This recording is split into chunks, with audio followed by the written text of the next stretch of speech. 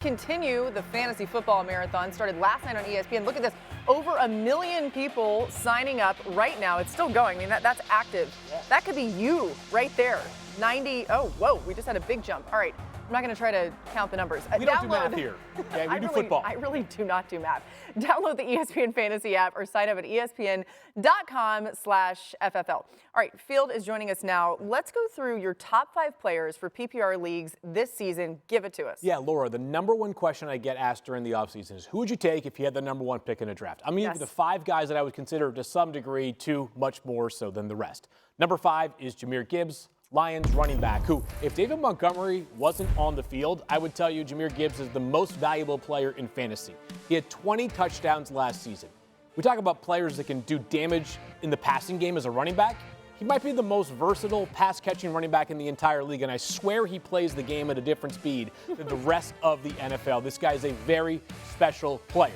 Number 4, Saquon Barkley. Heard him? He was incredible last year. He didn't even play in Week 18, and he nearly led all running backs in fantasy points scored for the course of the season. He had over 2,000 rushing yards. The Eagles have had a top 5 rusher in 3 straight seasons, Laura. It's been a different back each of those 3 years. To take nothing away from Saquon, I also want to note it's the best offensive line and running game in the entire NFL. Jalen Hurts, though, of course, those tush pushes kind of hurt Saquon a little bit. Justin Jefferson, arguably the best receiver in the NFL.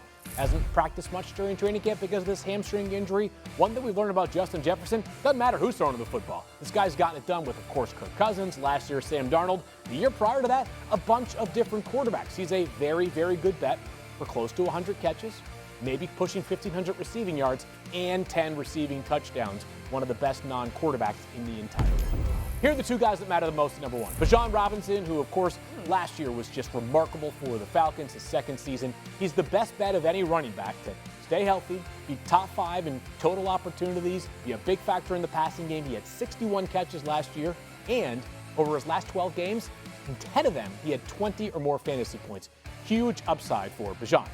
Last but certainly not least, number 1 overall is Ja'Marr Chase. Doesn't need much of an explanation, Laura, but he was the Triple Crown winner last season. He averaged over 100 receiving yards per game. This guy could have scored over 80 fewer fantasy points last year and still been the highest scoring wide receiver in the league. Of course, the Bengals, a lot of defensive woes. That should only force more shootouts. That's a good thing for the value of Ja'Marr Chase. I love it. You got it right here, people. This is who you should draft, and I hope for all of you at home that you get the first overall pick.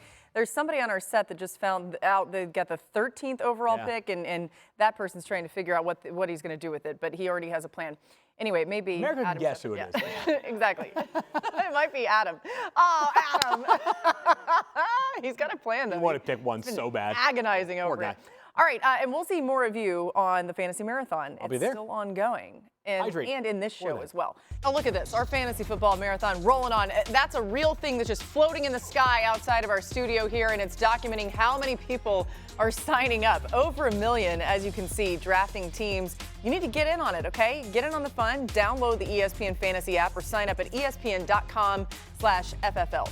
All right, every year there are a number of impact rookies in fantasy. We've got some potential names to know for you. Field, start us off. What are you expecting from Ashton Genty this season? Yeah, Laura, think back to Saquon Barkley as a rookie back in 2018. Even last year, we had some monster performances from quarterbacks. You may have heard of Jaden Daniels, some great receivers as well. This upcoming season, though, it's all about this man right here. Ashton Genty, the number 6 overall pick in the real draft media, who might be the 6th overall pick in some fantasy drafts this year. As right now, we're currently seeing him go only behind the likes of Saquon Barkley, Gibbs, and, of course, Bijan Robinson. Everybody knows how great of a runner he is. He put up literally Barry Sanders-type numbers in college last season. 2 years ago, he led the FBS in running back receiving yards. He is a legitimate 3-down back for the Raiders. -1 yard in his preseason debut. I'm not overreacting. I'm not panicking, and that is not about Ashton Genty, but it does give me a little bit of concern about the Raiders' offensive line. They took out 2 of their starters for his second series. I do want to point that out. But if I had one area of concern with the Raiders' offense as a whole, it is that offensive line, which was not good last year. They're hoping a reshuffled group improves.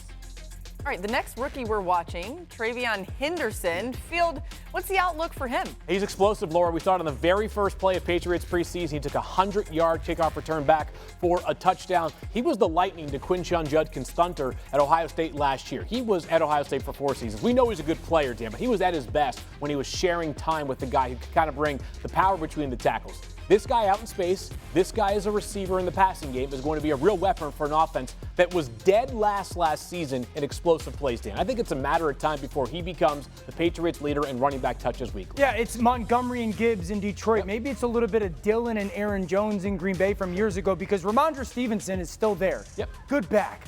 Physical back. Needs to get back to what he was production-wise maybe 2 years ago. I think that comes with the offensive line. But I do think the most interesting part is how they use both of those guys. The speed, the juice, the explosive element. Also, he's probably going to be as good as Kyron Williams when it comes to a pass-protecting back for this offense, which would be a massive deal for Drake May. Yep.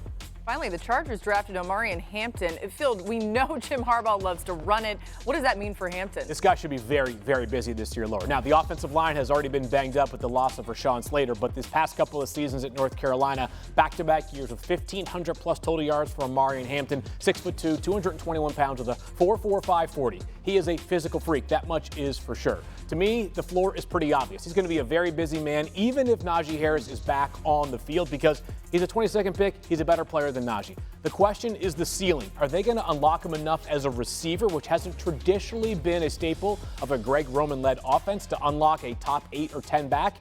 Still a very strong RB2 at worst this season. And he's certainly capable of catching the ball, and we don't know exactly how Najee Harris is recovering, whether he's going to be acclimated to the offense. Lots of questions. So it looks like for a head coach who likes to run the football as much as Jim Harbaugh does, Omarion Hampton would seem to be the bell cow in that offense. It would seem to be on track to have a huge year. And with that offensive line, even without Rashawn Slater, they still should be pretty good to get him enough yards and enough productivity to make him challenge for the Offensive Rookie of the Year. Good enough for the 13th pick in the draft, potentially? In case you hypothetically owned it in a 16-team Not league? 13th. No, 13. Not 13th. That's not who he's going with. He Not does have the 13th. 13th pick. Not 13th. All right, now listen, you guys don't have to go home, but you have to get out of here because you're going to the 5 p.m. Sports Center. So you will see them on ESPN right after this, but we have to say goodbye to both of you. It was great having you, though. Great having you here. Yeah. And we'll watch you all night on the Fantasy Marathon, too.